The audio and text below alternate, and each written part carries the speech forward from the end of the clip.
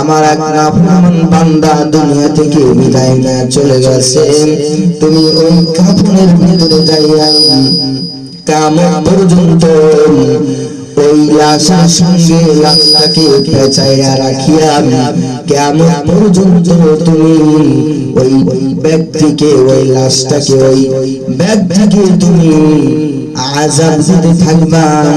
কোনদিন তুমি কিয়ামত যতদিন পর্যন্ত না হবে ততদিন পর্যন্ত তুমি ওই লাশ থেকে পৃথক হইবা না। মাইক যদি এত ডিস্টার্ব দেয়, কথা বলা হয় কেমন? সাউন্ডটা একটু ক্লিয়ার করেন, একটু ঘুমায়া দেন সাউন্ড সামান্য একটু। মুসলমান নবীর উম্মত,